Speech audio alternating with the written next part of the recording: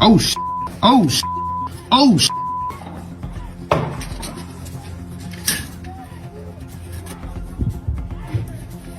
What the?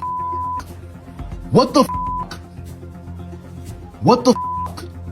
What the? Well, this is 19-year-old De'Jon Fox Jr. He was a sophomore at Kentucky State University, which is his dream school.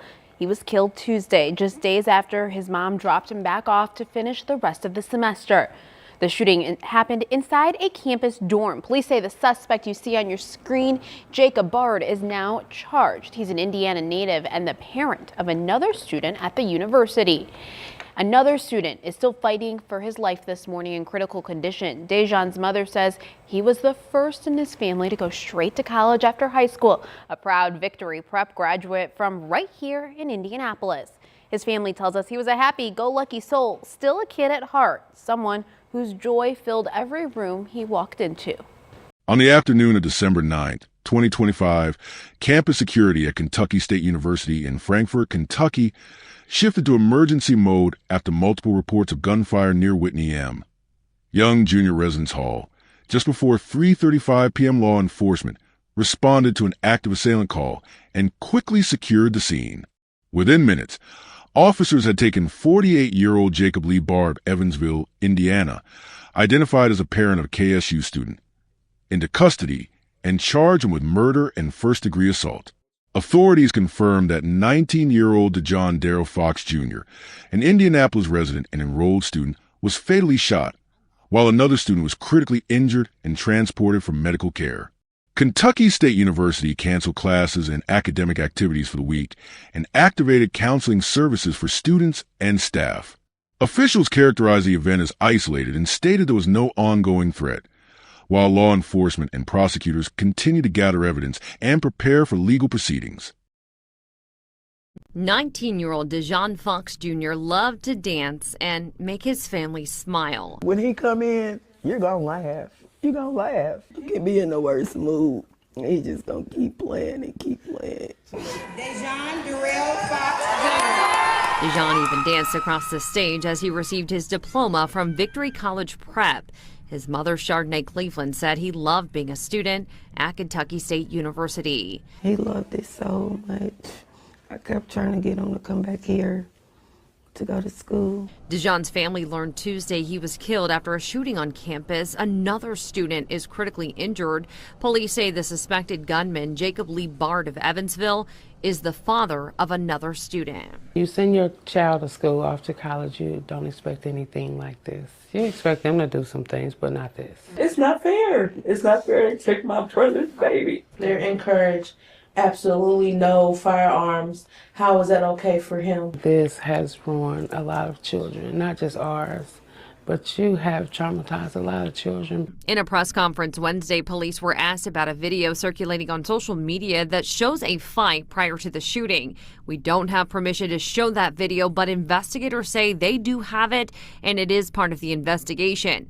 The family has seen it as well. If you were going to be the adult to show up, what you should have done was let them fight it out or try to stop the fight. He brought a gun to a kid fight. Now, right before Christmas, De'Jon's family is heartbroken knowing he won't be coming home for the holidays. His mom showed me the last video she took with him, a TikTok challenge. And I really didn't know. Didn't know that was it. That was just last week. It's a video she'll now cherish forever as her family demands justice. Stay with us as we unravel this shocking story and uncover the heartbreaking details of what led to this senseless loss. Before we begin, let us know in the comments where you're watching from and what are your thoughts as the story unfolds. Welcome to True Crime Tales, where we reveal the crimes that shock communities and the secrets hidden behind closed doors. These are real people, real events, real consequences. Hit subscribe and turn on notifications. You won't want to miss what's coming next. Now, let's begin. Before his name appeared in police briefings and news alerts, De'Jon Darrell Fox Jr. was a 19-year-old college student navigating his second-year university life. Originally from Indianapolis, Indiana, De'Jon was enrolled as a sophomore at Kentucky State University in Frankfort, Kentucky. He lived on campus, placing him fully within the daily rhythms of student life. Classes, residence halls, campus walkways, and shared spaces that structured his routine. Kentucky State University, a historically black university, attracts students seeking smaller class sizes and a close-knit academic environment. De'Jon's decision to attend KSU aligned to that structure. Public records and statements indicate no disciplinary history, criminal involvement, or documented conflicts tied to his time at the university. His presence on campus was ordinary and expected, consistent with that of hundreds of other students living in residence halls during the fall semester. Friends and family described De'Jon as socially active and recognizable among peers. He moved comfortably within campus spaces, a factor common among students who live on site rather than commute. His daily movements would have included frequent trips through high-traffic areas, such as residence hall entrances, courtyards, and nearby walkways. These were spaces designed for student interaction rather than controlled access. December 9, 2025, fell during final season. Campus schedules were condensed, academic pressure was elevated, and many students were preparing for winter break. On that day, De'Jon was on campus as usual. There is no public indication that he was anticipating conflict or involved in any dispute. His presence near the Whitney M. Young Junior Residence Hall placed him within a routine student zone, not an isolated or restricted area. What De'Jon was doing in the hours before the shooting has not been fully detailed in public disclosures. However, available information indicates he was participating in normal campus life. He was not identified as attending a meeting, disciplinary hearing, or confrontational event. His proximity to the eventual crime scene appears to be based on location rather than intent. Establishing these facts is essential. We are also learning more today about that deadly shooting at Kentucky State University. Happened on campus late yesterday, and one of the victims was a 19-year-old student from right here in Indianapolis. De'Jon Fox Jr. was a sophomore at KSU who graduated from Victory College Prep. That's a charter school here in Indy where he played basketball. And we talked with his mom right there and his brother today, who are now trying to make sense of what happened. As you can imagine, they are devastated. They said he was kind, stayed out of trouble, and was a goofy kid at heart. All he do is make people laugh. I don't know too many people who dislike him. How could you dislike him? Like, he gonna get on your nerves until you like him. He don't be like throwing up gang signs and he just was a cool, even though he was 19. Fox and another student were shot yesterday afternoon on campus near a residence hall. Our sister station in Kentucky is now reporting the suspect, a 48-year-old man from Evansville, has been arrested for murder and assault. And according to the arrest report, there was some sort of physical altercation before the students were shot. But obviously still a lot of questions over what happened. The suspect is due in court tomorrow. KSU, by the way, has canceled all classes, finals, and activities for the rest of the week. De'Jon Darrell Fox Jr. was not identified as a participant in a developing conflict, nor was he publicly named as a target. He was a student present in a residential area during a typical weekday afternoon, a setting that would later become the focal point of a criminal investigation. Kentucky State University's campus layout contributes significantly to understanding how the incident unfolded. As a smaller university, KSU does not operate with the same layered security infrastructure found at larger institutions. Students, staff, and visitors frequently cross paths, and campus boundaries are not rigidly enforced at all entry points. The Whitney M. Young Junior Residence Hall area functions as both a living space and a social environment. Students enter and exit throughout the day. Visitors, including family members, are not uncommon, particularly during finals week when parents may arrive to assist with travel or personal matters. On December 9, 2025, campus activity was reported as typical. There were no weather disruptions, no announced security alerts, and no known threats. The afternoon period coincided with class transitions and residence hall movement, increasing foot traffic in common areas. Campus security presence exists at KSU, but operates alongside local law enforcement rather than as a fully independent force. Campus police are responsible for routine safety, while Frankfort Police Department responds to criminal incidents requiring additional resources.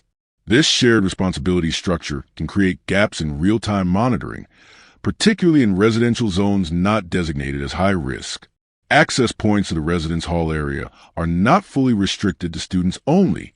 While interior access may require credentials, the surrounding grounds remain open. This raises questions about how non-students move through student residential spaces and under what circumstances security intervention occurs. There is no indication that the residence hall area was considered high risk prior to the shooting. No warnings were issued that day, and no unusual activity was reported publicly before gunfire erupted. The setting, therefore, was one of normalcy rather than anticipation. Jacob Lee Bard, 48 years old and a resident of Evansville, Indiana, was identified by authorities as the suspect taken into custody following the shooting. Bard was not a student at Kentucky State University. His confirmed connection to campus was through his child, who was enrolled at KSU. Authorities stated that Bard was on campus due to this parental relationship. What remains unclear is whether his visit was scheduled, announced, or informal. There is no public confirmation of whether campus officials were aware of his presence before the incident or whether he checked in through any visitor protocol. Key questions surround the nature of his visit. Investigators have not publicly clarified how long Bard had been on campus before the shooting, whether he arrived alone or accompanied, whether he had previous interactions with campus officials or students that day. Police have acknowledged an altercation occurred before shots were fired. However, details regarding who was involved in that altercation, where it began, and how it escalated have not been fully disclosed. It remains unknown whether Bard was engaged in a dispute involving his child, another student, or a third party. There is no publicly available record indicating that Bard had prior criminal involvement at KSU or that he was barred from campus. His ability to move within a student residential area without immediate intervention raises questions about visitor oversight and escalation protocols. Importantly, this section avoids assigning motive. Authorities have not released a motive, and any conclusions drawn beyond confirmed facts remain speculative. What is established is that Bard's status as a non-student did not prevent his presence in a student housing area, and that his actions resulted in fatal consequences. On December 9, 2025, activity at Kentucky State University followed a typical weekday pattern. Classes were in session. Students moved between academic buildings and residence halls, and the campus prepared for the final days of the semester. There were no public warnings, alerts, or reports of disturbances during the early part of the afternoon.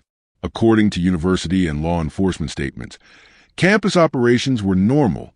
By mid-afternoon, students were gathered near the Whitney M. Young Junior Residence Hall, a central housing facility located within a frequently traveled section of campus. This area serves as a routine point of foot traffic for students returning from class, visiting friends, or accessing nearby facilities. At that time, there were no reports of security issues or heightened police presence.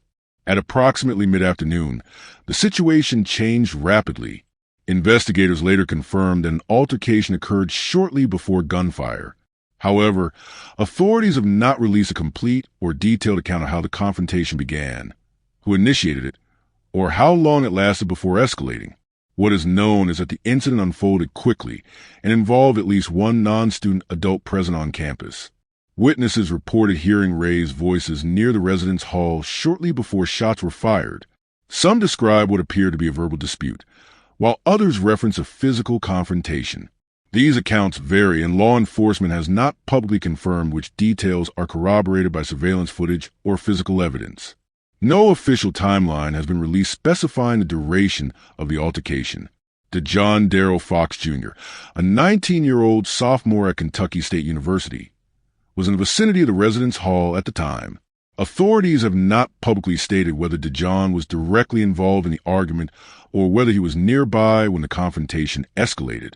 Investigators have not clarified whether De'Jon had prior interaction with the suspect before the shooting. At this stage in the investigation, it remains unclear whether De'Jon was an intended target or a bystander position close to the dispute. Law enforcement has not released information indicating that De'Jon had an ongoing conflict with the suspect or any known relationship beyond being present in the same area. Shortly after the reported altercation, gunfire erupted near the residence hall. The exact number of shots fired has not been publicly confirmed. Investigators have not disclosed whether the shots were fired in rapid succession or over a longer interval. Ballistic details, including shell casing recovery and firearm type, were not immediately released. The discharge of the weapon resulted in 2 individuals being struck by gunfire. De'Jon Darrell Fox Jr. was one of the victims. A second student was also injured. The shooting occurred outdoors, within close proximity to student housing, increasing the number of potential witnesses and immediate responders. Following the sound of gunfire, students and staff in the surrounding area reacted by fleeing the scene, seeking shelter inside nearby buildings, or contacting emergency services. Several individuals called 911 to report shots fired on campus. These calls prompted an immediate response from Kentucky State University Police and the Frankfort Police Department. Within minutes, emergency responders arrived at the scene. Officers secured the immediate area around the residence hall while assessing condition of the victims. Medical personnel provided emergency aid on site. De'Jon Fox Jr. and the second victim were evaluated for gunshot wounds and prepared for transport. The second victim, whose identity was not immediately released, was transported in critical condition. De'Jon Fox Jr. was also transported to a local hospital. Despite medical intervention, De'Jon later died from his injuries. The second victim survived and remained hospitalized in critical condition. During this period, law enforcement expanded the secure perimeter and initiated a campus lockdown. Students and staff were instructed to shelter in place. Campus buildings were secured and classes and activities were suspended. Officers continued to interview witnesses while controlling movement across campus. Emergency alerts were issued to notify students and faculty of the situation. These messages emphasized that law enforcement was responding and advised individuals to remain indoors until further notice. Law enforcement identified the suspect as Jacob Lee Bard, a 48-year-old man from Evansville, Indiana. Bard was not a student at Kentucky State University. Authorities later confirmed that he was the parent of a KSU student, establishing his connection to the campus. Bard was taken into custody shortly after the shooting. Police have stated that the suspect was detained without further incident. The timing between the shooting and the arrest has not been precisely stated, but officials indicated that the suspect was apprehended within minutes. Authorities have not publicly confirmed whether the firearm used in the shooting was recovered immediately at the scene or during the arrest. Details regarding the weapon, including its make, model, and whether it was legally owned, were not released during the initial phase of the investigation. Following Bard's arrest, law enforcement announced that there was no ongoing threat to the campus. Officials described the shooting as an isolated incident.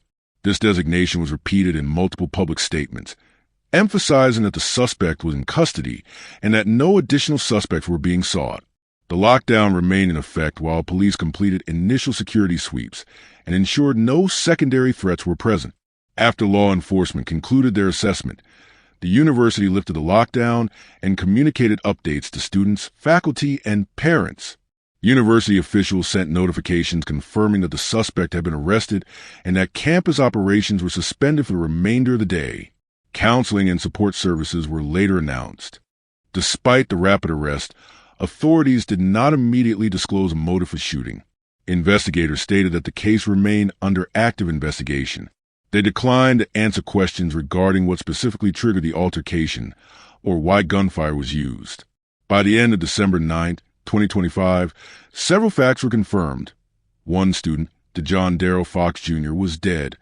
Another student was critically injured. The suspect was a non-student parent, and the shooting occurred following an altercation near a residence hall. However, several critical questions remained unanswered. Law enforcement did not clarify De'Jon's role in the confrontation.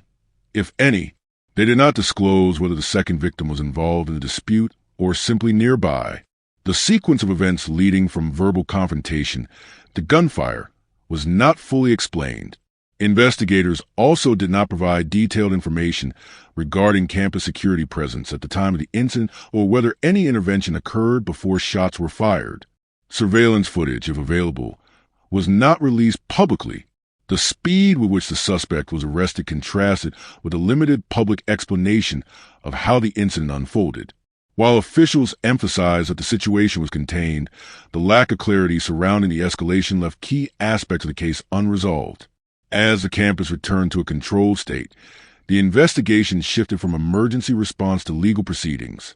The events of December 9th became the foundation for a criminal case that would continue beyond the immediate crisis, carrying unanswered questions that extended beyond the initial lockdown and arrest. On the afternoon of December 9th, 2025, local law enforcement reported an incident on the campus of Kentucky State University in Frankfort, Kentucky. Emergency calls indicated gunfire near the Whitney M. Young Jr. Residence Hall. Officers from the Frankfort Police Department, in coordination with Kentucky State University's campus police and the Franklin County Sheriff's Office, secured the area within minutes. 2 individuals were struck by gunfire. One was pronounced deceased at a nearby medical center, and the second was transported to a hospital in critical condition. The Franklin County Coroner's Office conducted a post-mortem examination and formally identified the deceased as 19-year-old De'Jon Darrell Fox Jr., a sophomore and resident of Indianapolis, Indiana. The coroner's office confirmed that Fox Jr. died from injuries sustained in the shooting. An autopsy was completed, and final forensic results were scheduled for later release following standard procedures. Following identification, law enforcement contacted Fox Jr.'s family privately prior to any public announcements. University officials and local authorities followed protocol to notify next of kin before issuing public statements. Official statements confirmed Fox Jr.'s age, student status, and the nature of his injuries while avoiding additional personal details. Public announcement of the victim's identity occurred within 24 hours of the shooting. Media outlets confirmed Fox Jr. as a deceased individual and reported that the second victim remained in critical condition. Coverage focused on factual reporting, including victim identification, police response, and investigation status.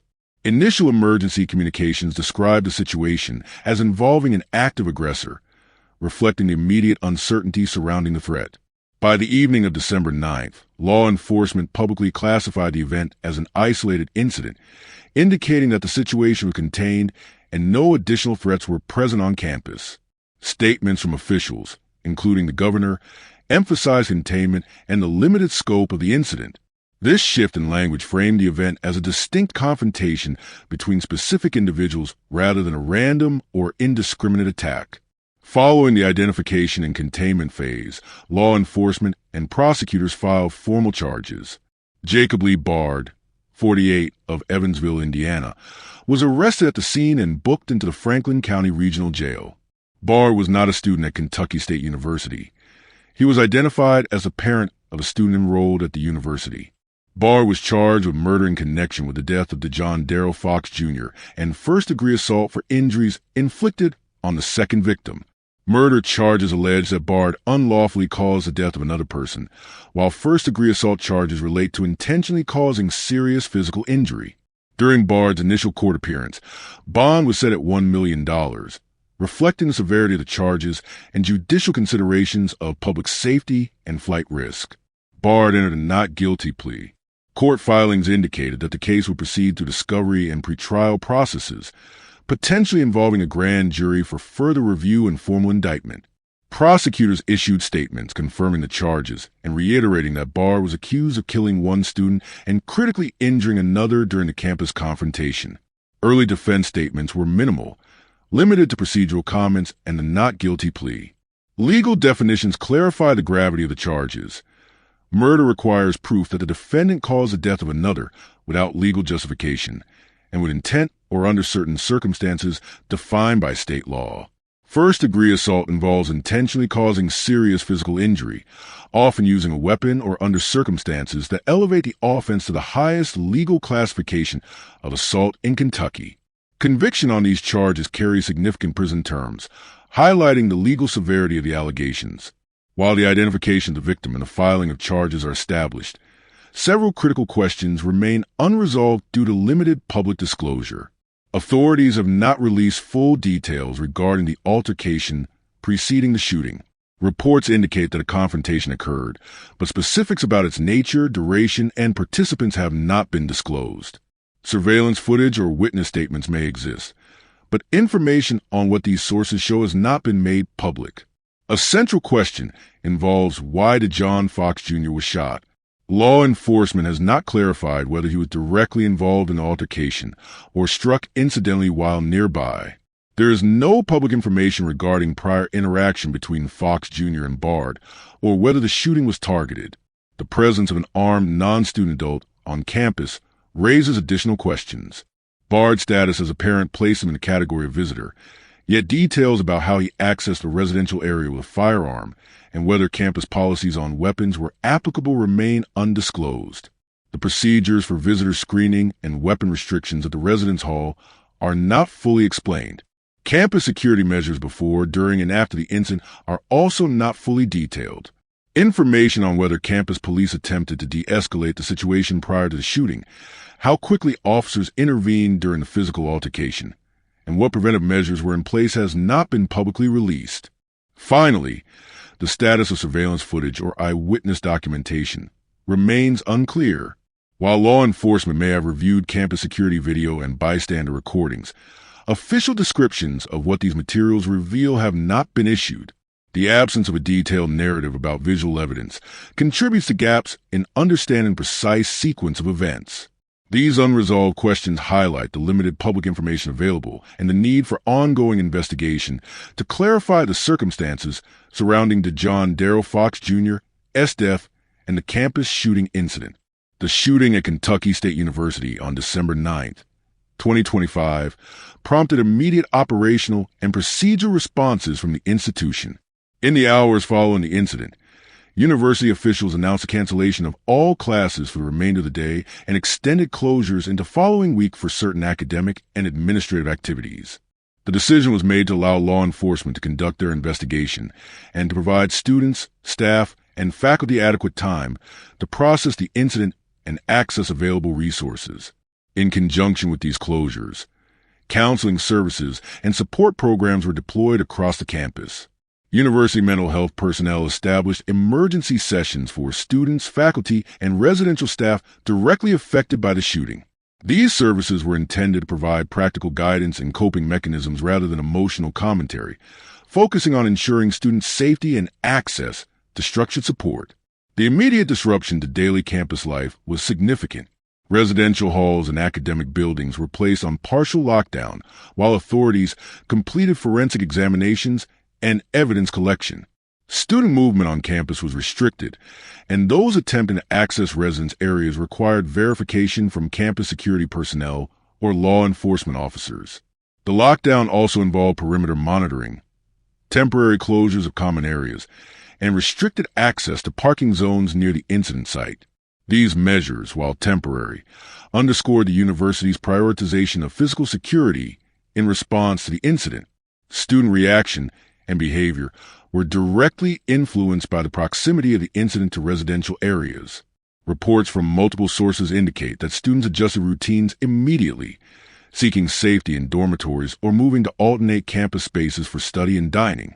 The presence of law enforcement and emergency vehicles remained visible for several hours after the shooting, reinforcing awareness of both the event and ongoing investigation. At no point was there any public communication suggesting an ongoing threat to the broader campus population. However, students were instructed to follow standard safety protocols, including remaining in secure locations until authorities confirmed clearance. The university organized memorials and vigils in the days following the shooting to provide structured environments for students, staff, and family members to gather.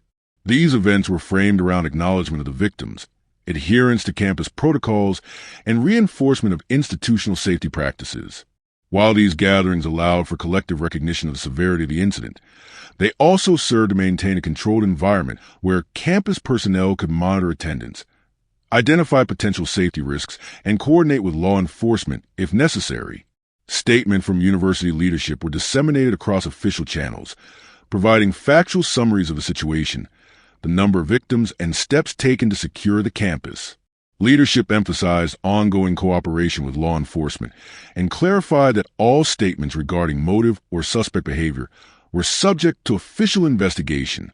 There were no speculative claims or narrative embellishments, and communication focused solely on verified facts, including closure status, access to counseling, and updates regarding campus security. The broader implications for campus safety quickly became a point of discussion. Students and staff were reminded of existing security measures, including access card requirements for residence halls, campus patrol procedures, and emergency notification systems. The administration also indicated plans to review these protocols in light of the incident, particularly regarding non-student access to residential areas. Institutional review processes were scheduled to evaluate security infrastructure, response timing, and coordination between campus police and local authorities, aiming to identify procedural gaps and implement corrective measures. Institutionally, the aftermath of the shooting led to an assessment of operational continuity. Academic schedules were adjusted to account for closure period. Examinations were rescheduled, and faculty were advised to maintain flexibility in coursework deadlines. Administrative offices implemented contingency plans to support affected departments, ensuring minimal disruption to ongoing academic and operational activities. The structured approach to the incident emphasized procedural compliance and safety management over emotional response, reflecting the university's focus on maintaining operational integrity in the immediate aftermath. While the immediate campus response addressed the logistical and safety concerns of the incident, the case also raised broader questions about patterns of gun violence on college campuses, particularly incidents involving non-student perpetrators. National statistics indicate that campus shootings often involve students or former students. However, incidents where outsiders, including parents or family members, commit acts of violence are comparatively rare but carry unique risks. The Kentucky State University shooting demonstrates a potential for external actors to bypass standard campus security measures, highlighting vulnerabilities in access control, visitor monitoring, and threat assessment procedures. The incident further illustrates challenges related to parental involvement escalating into violence. In this case, the suspect was not enrolled as a student but had a direct connection to a campus resident. The circumstances raise questions about policies for addressing disputes or confrontations involving family members who may enter campus grounds with limited supervision. University security protocols are typically designed to manage student behavior and register visitors, leaving gaps when unauthorized adults engage in conflict. Security gaps at smaller universities were also underscored by this event. Unlike larger institutions with comprehensive security personnel and technological surveillance coverage, smaller campuses may rely on a combination of local law enforcement and minimal campus patrols. This can create scenarios where response time, perimeter security, and monitoring of common areas are constrained, increasing exposure to incidents involving unauthorized individuals. The language used by authorities in the early reporting of the incident, describing it as an isolated incident, affects public perception and accountability. While the designation serves to prevent undue panic, it can obscure systemic vulnerabilities and the broader implications of the event. For researchers, policymakers, and institutional administrators, framing such incidents as isolated risks may delay examination security policies, fail to recognize early warning signs, and limit the adoption of preventive measures across comparable campuses. When viewed in a national context, the case at Kentucky State University aligns with a pattern of campus incidents where gaps in security infrastructure, external actors, and unforeseen conflicts converge to produce lethal outcomes. Though statistically infrequent, such events highlight the need for comprehensive threat mitigation strategies, including visitor management, conflict resolution protocols, emergency response coordination, and communication policies that provide factual updates without relying on speculation or emotion. The progression of this case is defined by ongoing legal and investigative processes. Pending court proceedings for the suspect, Jacob Lee Bard, include initial hearings, formal arraignment, and trial preparation. Authorities are expected to disclose evidence in a sequential manner, including forensic reports, witness statements, and any video surveillance captured on or near campus at the time of the shooting. The trial timeline is contingent upon pretrial motions, evidentiary review, and scheduling in the Franklin County court system. Potential outcomes include sentencing under murder and first-degree assault statutes if the prosecution meets its burden of proof.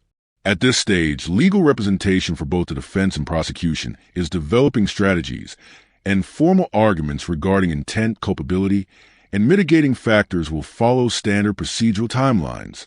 From an institutional perspective, the university may face long-term consequences, including policy review, enhanced security infrastructure, and potential liability considerations. Lessons learned may influence procedural changes in visitor registration, campus security coverage, emergency notification, and coordination with local law enforcement agencies. The broader narrative emphasizes that accountability unfolds incrementally. Public records, court filings, and forensic analysis gradually provide clarity on the sequence of events, the role of involved parties, and systemic vulnerabilities. Many questions regarding motive, situational escalation, and procedural lapses remain subject to legal scrutiny and investigation. Until formal findings are established, these factors remain unresolved variables influencing institutional, legal, and societal understanding of the case. The Kentucky State University shooting demonstrates the intersection of campus safety, external actors, and systemic preparedness. The university's immediate response addressed operational needs and safety protocols, while the community engaged with structured memorial and counseling activities. Broader implications highlight gaps in security systems, the potential for non-student involvement in violent incidents, and the need for proactive policy assessment. The ongoing legal process promises further clarification, but also reinforces that factual understanding and accountability in such cases develop over time. The event serves as a data point within national patterns of campus violence, emphasizing both the need for security vigilance and measured procedural response. If you found this story as gripping and heartbreaking as we did, don't forget to like this video and share it with others. And if you want to hear more true crime stories that uncover the mysteries behind these tragic events, make sure to subscribe to our channel and turn on the notification bell. You won't want to miss our latest stories, updates, and discussions. Thank you for joining us on this journey to seek justice and explore the truth. Together, we can make a difference. Until next time, stay safe and stay aware.